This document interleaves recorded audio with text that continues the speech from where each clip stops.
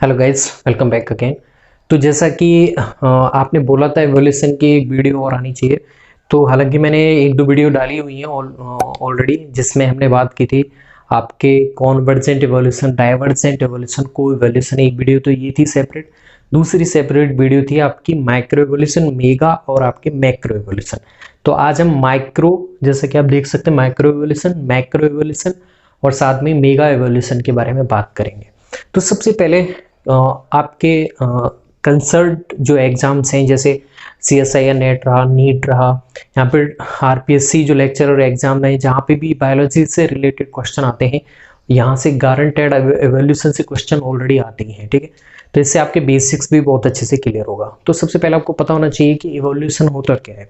तो इवोल्यूशन एक जो over time to time generation में जो चेंजेस हो रहे हैं, उनकी जीन फ्रीक्वेंसीज में जो चेंजेस हो रहे हैं टाइम टू टाइम, उनको आप एक्युमुलेट रूप से इवोल्यूशन कहते हैं। जैसे मान लीजिए एक जीव है और जीव मिलके क्या बनाएगा, एक जाति बनाएगा, और जाति क्या क्या बनाती है, आपकी एक कम्युनिटी बनाती है। तो इन सारे जो आप बढ़ते जाओगे कॉम्प्लेक्सिटी की तरफ, तब आपके जीन फ्रीक्वेंसीज में चेंज आते हैं। तो यही यहाँ पे स्टडी की जाती है कि जो आपके करेक्टरिस्टिक्स हैं, ठीक है, रिप्रोडक्टिव जो करेक्टरिस्टिक्स हैं, टाइम टू टाइम क्या उनमें चेंजेस आ रहे हैं क्रोनोलॉजी के अकॉर्डिंग, तो उन्हें आप एक्युमुलेट करके क्या बोलते हैं, एवोल्यूशन। ठीक है, ओके। अब यहाँ पे हम देखेंगे सबसे पहले आपको हायरार्ची आनी चाहिए कि किस तरह से हायरार्ची होती है, जिसे आप बोलते हो वर्ग की पदानुक्रम। ठीक है, तो हायरार्ची की मैंने यहाँ पे बनाई हुई है। देखिए, सबसे सिंप्लेक्स होती है आपकी स्पीसीज। ठीक है, यानी कि एक जैसे दिखने वाले जीवों का समूह क्या होती है, जाति।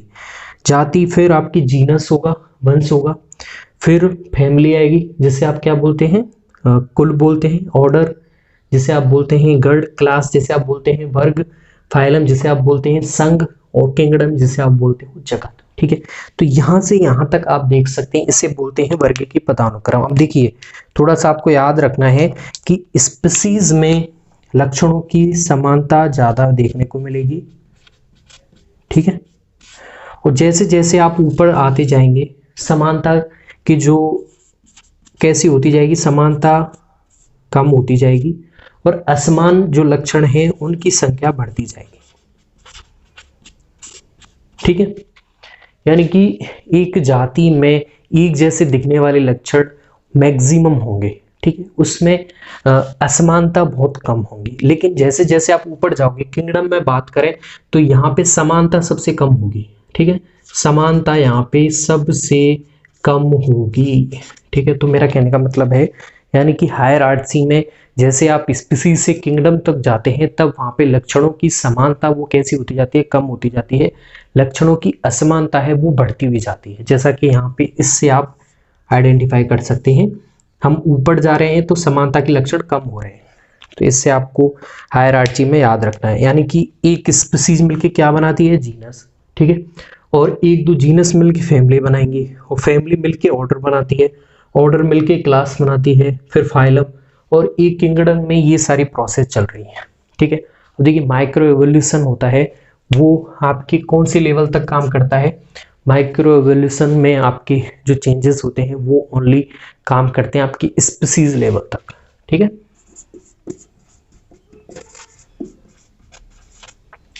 यहां तक इसमें जो चेंजेस होंगे, ये एवोल्यूशन वर्क करता है आपकी स्पीसीज लेवल तक, यहाँ पर इससे नीचे, यानी कि जीवों में एवोल्यूशन कर सकता है, फिर स्पीसीज लेवल तक का एवोल्यूशन दिखा सकता है आपका माइक्रो एवोल्यूशन।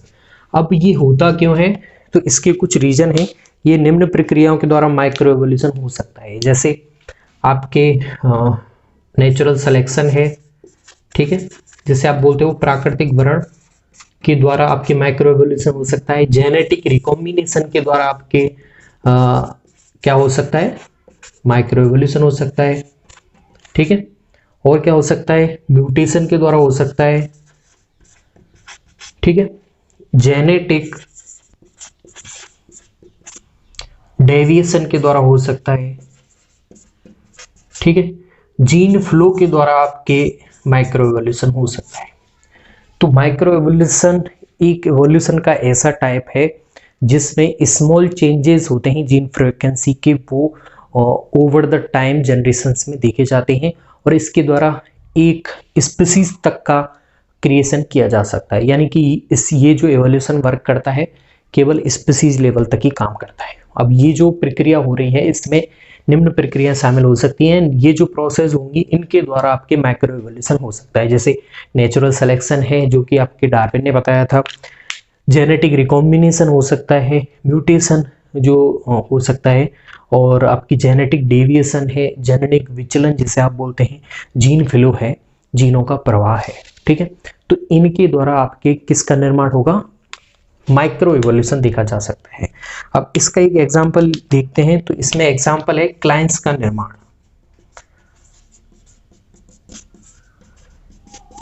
ठीक है, क्लाइंट्स का निर्माण किस में आता है, माइक्रो इवोल्यूशन में देखा जाता है। ओके, चलिए अब देखते हैं हम आपके मैक्रो इवोल्यूशन क्या होता है। तो देखिए, जब इसे हम डिवाइड कर देते हैं, जब कई सारे आपके माइक्रो एवोल्यूशन एक्यूमुलेट हो जाते हैं, एक्यूमुलेट यानी कि संग्रहित हो जाते हैं, कई सारे माइक्रो एवोल्यूशन संग्रहित हो जाते हैं, तब आपके मैक्रो एवोल्यूशन देखने को मिलेगा। और इसमें जो चेंजेस दिखाई देंगे आपको या फिर क्रिएशन दिखाई देगा, वो कौन से लेवल तक हो सकता है, ये स्पीसीज लेवल से वर्क ऊपर आपके आ जाता है। तो इसमें आपके इफेक्ट हो सकता है या जीनस और फैमिली। ठीक है, तो इसके द्वारा जीनस, फैमिली, ठीक है, और ऑर्डर, इन पर इफेक्ट पड़ सकता है। यहां इन लेवल तक काम करता है आपकी इस हायर आर्ची में, जीनस, फैमिली और ऑर्डर पे मैक्रो एवोल्यूशन देखा जाता है। ठीक है, और आप बोल सकते हो देखा जा रहा है, तो इसके जब आपके एक नया जीनस बन रहा है, एक नई फैमिली बन रही है या फिर एक नया ऑर्डर बन रहा है, तो वहां पे आपके कौन सा एवोल्यूशन होगा, मैक्रो एवोल्यूशन होगा। मेरा कहने का मतलब ये है आपके। ठीक है, तो और क्या होगा इसमें, इसमें एक तरह से ये कैसा है, ये आपके एडेप्टिव डाइवर्जेंस जैसा होता है।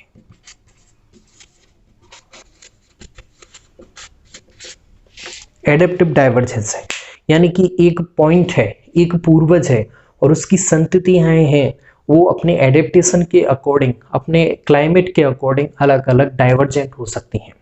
जैसे मान लीजिए ये आपका रेप्टिलिया है, रेप्टिलिया है पेरेंटली, ठीक है, पेरेंटल। अब ये इसकी संतति है, ये रही एक संतति, दूसरी, तीसरी। ठीक है, अब ये तीनों हैं जो इसके पैतृक संतति से टोटली अलग हो गई हैं, इसकी जो नई संततियां बनी हैं। क्यों, इनमें एडेप्टिव डाइवर्जेंस हुआ है, ये अपने क्लाइमेट के अकॉर्डिंग इनमें जीन फ्रीक्वेंसीज में चेंज आ गए हैं और ये अलग अलग हो गई हैं। इसकी वजह से एक नई जीनस बन गया है, एक नई फैमिली बन गई है, एक नया ऑर्डर तक भी बन सकता है इसमें। तो ये थोड़ा माइक्रो एवोल्यूशन से थोड़ा बड़ा प्रकार है। ठीक है, तो इसमें जब कई सारे माइक्रो एवोल्यूशन एक्यूमुलेट हो जाते हैं, संग्रहित हो जाते हैं, तब आपके जीनस और फैमिली और ऑर्डर का क्रिएशन हो जाता है, या फिर आपकी ये एक तरह से एडेप्टिव डाइवर्जेंस जैसा होता है। ठीक है, ये आपके क्या हो गया, मैक्रो एवोल्यूशन। ओके, अब आते हैं हम हमारे मेगा एवोल्यूशन पे। ठीक है, लेट्स सी मेगा एवोल्यूशन।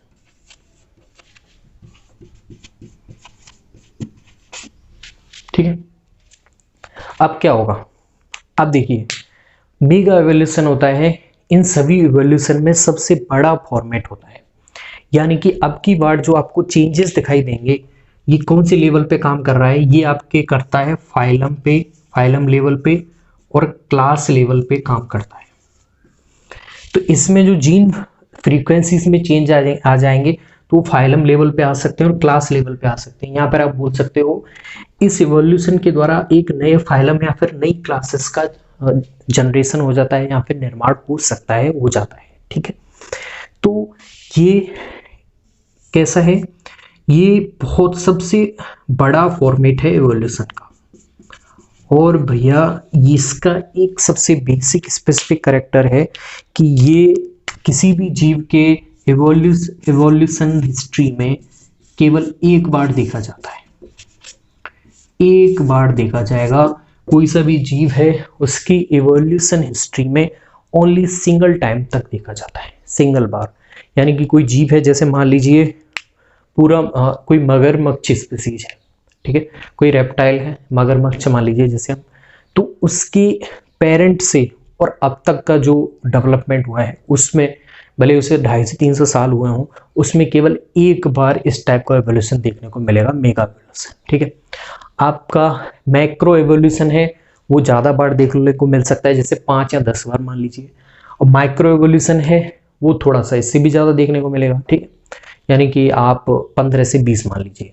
यानी कि सबसे कम कौन सा देखने को मिलेगा, आपके मेगा एवोल्यूशन, और सबसे ज़्यादा कौन सा देखने को मिलेगा, माइक्रो एवोल्यूशन सबसे ज़्यादा देखने को मिलता है। ठीक है, अब देखिए यहाँ पे इसका एग्जाम्पल देखें तो इसका एग्जाम्पल है फिशेस से रेप्टाइल का निर्माण, वो आपकी किस में आता है, मेगा एवोल्यूशन में आता है।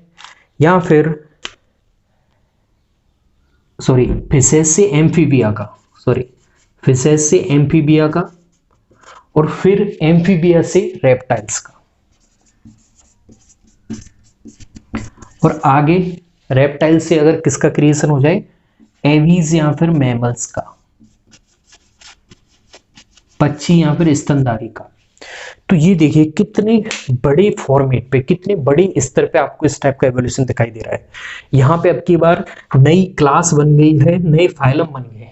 ठीक है, जबकि पिछली बार मैक्रो एवोल्यूशन में क्या बन रहा था, वहां पे फैमिली बन रही थी, ऑर्डर बन रहा था, जीनस बन रहा था, वो मैक्रो में था। जबकि माइक्रो एवोल्यूशन में क्या बन रहा था, वहां पे केवल स्पीसीज बन रही थी और आपकी जीन फ्रीक्वेंसी केवल स्पीसीज लेवल तक की थी। लेकिन ये लार्जेस्ट फॉर्मेट है एवोल्यूशन का। ओके, तो यहाँ पे देख सकते हैं फिशेस से एम्फीबिया का निर्माण हो गया है, कितना बड़ा एवोल्यूशन है। फिर एम्फीबिया से रेप्टाइल्स का हो गया है, ये भी एक मेगा एवोल्यूशन का एग्जांपल है। यहाँ पर रेप्टिलिया से अगर एवीज या फिर मैमल्स का क्रिएशन हो जाए तो वो भी आपके मेगा एवोल्यूशन का एग्जांपल हो जाता है। ठीक है, ओके, अब देखिए ये आपको ध्यान रखना है, और हायरार्ची है वो इसमें मेन इंपॉर्टेंट भूमिका निभाती है। हायरार्ची आपको पता होनी चाहिए। ठीक है, तो गाइज मेरा कहने का मतलब है कि ये आपका सबसे लार्जेस्ट फॉर्मेट है एवोल्यूशन का, और इसमें क्या होता है, आपके एक नए प्रकार का बायोलॉजिकल ऑर्गेनाइजेशन का क्रिएशन हो जाता है।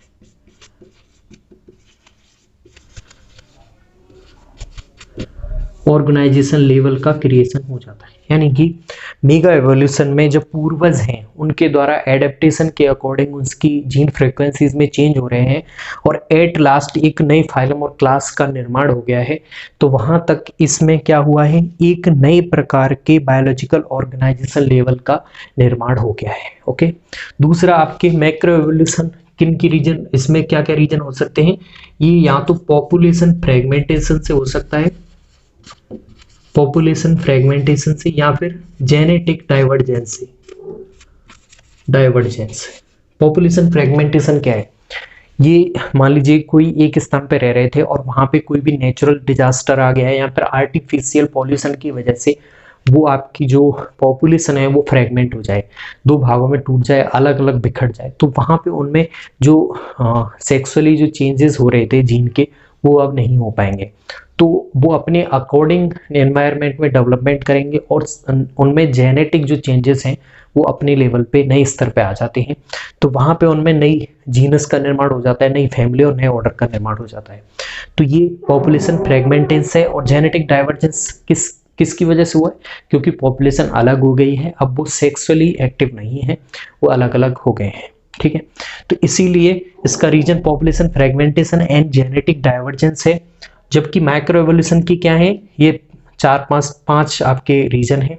जबकि मेगा एवोल्यूशन की क्या है, पूर्वज के द्वारा जब सामान्य प्रकार के अनुकूलन का एक बड़े स्तर तक उद्विकास होता है। ठीक है, पूर्वज धीरे धीरे एडेप्टेशन कर रहे हैं नए नए अपने क्षेत्र के अकॉर्डिंग, तो एक नए प्रकार के बायोलॉजिकल ऑर्गेनाइजेशन लेवल का क्रिएशन हो जाता है, उसे ही आप कहते हैं मेगा एवोल्यूशन। ओके, जो कि सबसे बड़ा फॉर्मेट है। तो ये आपको हायरार्ची है, ये याद रखनी है। स्पीसीज लेवल तक आपके कौन सा वर्क कर रहा है, स्पीसीज लेवल तक आपके माइक्रो एवोल्यूशन कर रहा है वर्क। ठीक है, आगे बात करें जीनस, फैमिली और ऑर्डर तक कौन सा वर्क कर रहा है, तो ये आपके काम कर रहा है मैक्रो एवोल्यूशन, यहाँ तक अपना इफेक्ट दिखा रहा है। अगर बात करें क्लास और फाइलम की, तो यहाँ पे कौन सा एवोल्यूशन वर्क कर रहा है, आपके मेगा एवोल्यूशन। ठीक है, तो ये जो आपको डिफरेंशिएशन है, आई होप गाइस आपको गारंटेड समझ में आ गया होगा। अगर आप वापस से एक बार देख लेंगे तो जो भी कंफ्यूजन है वो दूर हो जाएंगे। ठीक है, तो ये था एवोल्यूशन के बारे में basic explanation. I hope guys you will get it. If you any problem then comment down below. मिलते हैं अगली वीडियो में नई किसी टॉपिक के साथ। धन्यवाद।